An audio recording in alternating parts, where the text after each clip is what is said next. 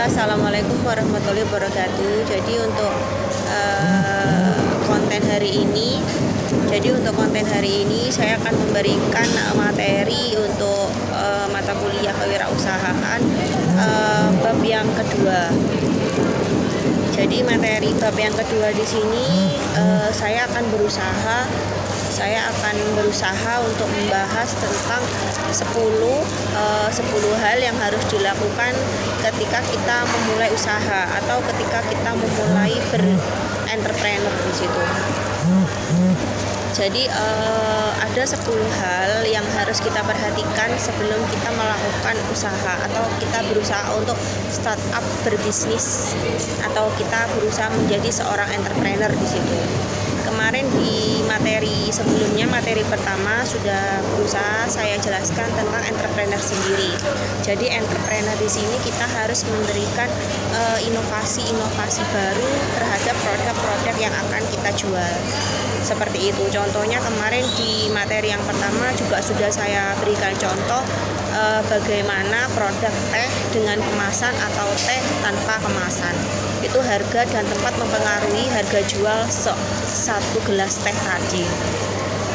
Nah, di sini saya berusaha memberikan 10 hal yang harus dilakukan ketika kita mau melakukan wirausaha. Yang pertama, usaha itu dilakukan berdasarkan hobi. Jadi tentukan hobi kalian itu apa. Misalkan hobi kalian melukis, hobi kalian itu buka salon, segala macam, itu kan hobi, tidak ada paksaan. Jadi tentukan hobi dulu atau position. Jadi di situ kita berusaha untuk melakukan suatu bisnis yang berdasarkan hobi kita. Misalkan hobi kita menjahit, kenapa kita tidak berusaha untuk membuka usaha masker?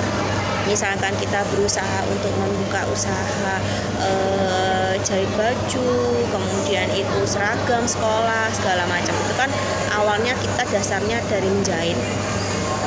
Nah, seperti itu. Jadi tentukan dulu hobinya kalian apa. Jadi fokuslah dengan satu bisnis yang sudah kalian ingin tekuni. Tidak usah terlalu banyak bisnis tapi malah nggak terprepare dengan baik, seperti itu. Nah, itu yang pertama. Yang kedua, tentukan bisnis plan. Jadi namanya bisnis plan itu kita menentukan modalnya berapa, kemudian itu nanti tempatnya di mana, 4P gitu. Jadi 4P itu yang berdasarkan teori dari Philip Kotler. 4P yaitu produk, promosi, price, dan place. Jadi dari 4P itu kita harus menentukan bisnis plan sebelum kalian melakukan suatu usaha. Seperti itu. Jadi misalkan kita buka usaha laundry, kita buka usaha rumah makan, tapi di area situ itu misalkan laundry kita buka di daerah perkampungan, secara otomatis kan laundry tersebut tidak akan laku, karena di perkampungan sendiri cenderung mereka itu lebih tidak banyak kesibukan seperti di daerah area perumahan. Jadi kita harus melihat juga gimana situasi yang ada di sana gitu. Yang nomor 3, kita harus juga mempelajari pasar seperti yang saya jelaskan tadi di nomor 2, 4P tadi, produk, kemudian itu promosi, place, dan price. Kita juga harus melihat pasar. Jadi pasar yang di sini yang dimaksud yang seperti apa? Jadi segmen gitu. Kemarin saya berikan contoh waktu pertemuan pertama itu, saya berikan contoh misalkan kita mau berjualan alat make up. Secara otomatis segmennya alat make up itu apa? Berarti yang pertama itu kita tentukan dulu perempuan atau laki-laki. Itu kan merupakan deskriptif dari segmen make up tadi. Misalkan saya kasih contoh alat make up. Yang pertama perempuan, otomatis perempuan yang berhubungan dengan alat make up. Yang kedua usia, kayak gitu. Yang nomor 3 misalkan pekerjaan. Jadi itu segmen yang harus kalian tentukan ketika kalian untuk berusaha berjualan kosmetik tadi, baik offline maupun online. Jadi kita harus melihat pasarnya dulu, segmen yang mau kita tentukan segmen yang seperti apa. Itu Anda yang bisa menentukan di situ. Seperti itu. Yang nomor 4 kita juga tadi sudah saya jelaskan produk. Nah, produk misalkan contohnya alat make up. Nah, itu berarti kita lebih ke alat make up, misalkan dari lipstick, hand body, kemudian parfum, itu kan berhubungan dengan alat make up. Nah, jadi kita tekuni bisnis misalkan kita sebagai pengen fokus di alat make up saja, ya yang berhubungan dengan alat make up dengan kecantikan itu apa saja, kan cukup banyak sekali yang berhubungan dengan alat make up tadi. Yang nomor 4, tingkatkan kemampuan Anda. Jadi kemampuan yang seperti apa? Misalkan kemampuan Anda untuk berjualan, misalkan kemampuan Anda untuk berusaha e-commerce, jual online, kita gunakan Shopee, kita gunakan Tokopedia, mungkin kita gunakan Lazada. Banyak sekali pasar yang bisa kita gunakan kalau kita berbisnis online seperti itu. Jadi apapun bisa kita lakukan kalau kita lebih ke e-commerce atau ke internet marketing tadi. Kemudian yang nomor 6, kita launchingkan usaha kita.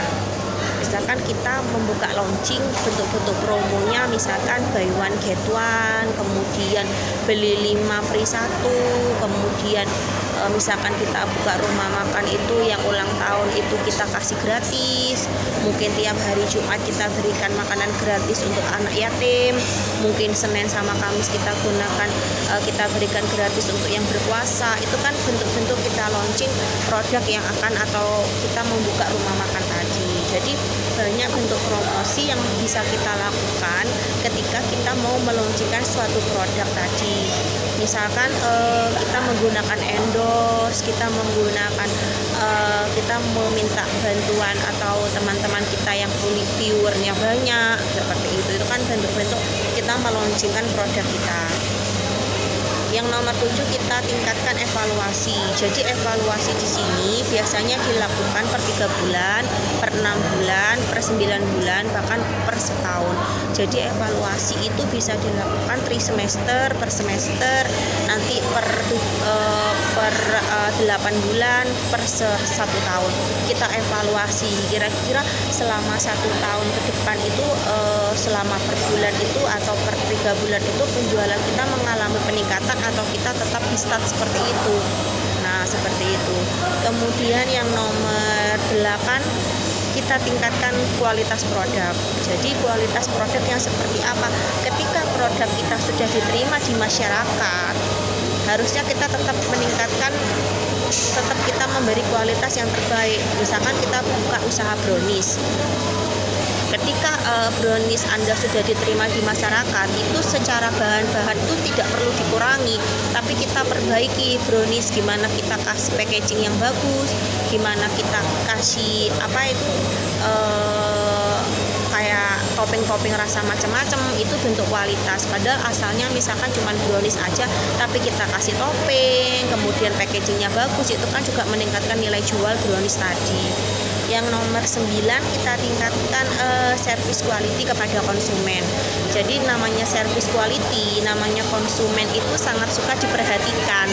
Jadi misalkan konsumen yang ulang tahun, seperti saya kasih contoh tadi rumah makan, misalkan yang ulang tahun kita berikan makanan secara gratis, itu kan bentuk service quality.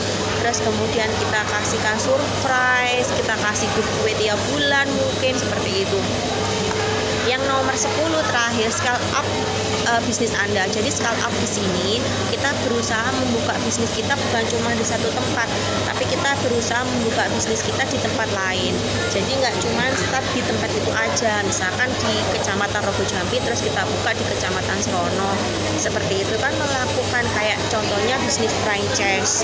Jadi bisnis franchise di sini itu kan yang mempunyai itu kan satu orang, tapi dia bisa memperjualbelikan produk franchise tadi dengan dia membeli merek franchise tadi seperti itu.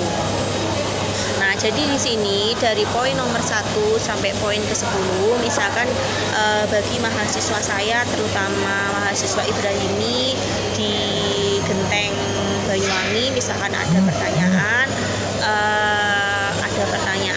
atau ada mau sharing-sharing dengan saya, itu bisa WA saya, bisa voice note segala macam.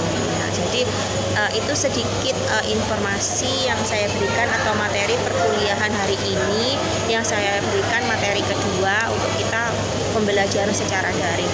Oke, wassalamualaikum warahmatullahi wabarakatuh.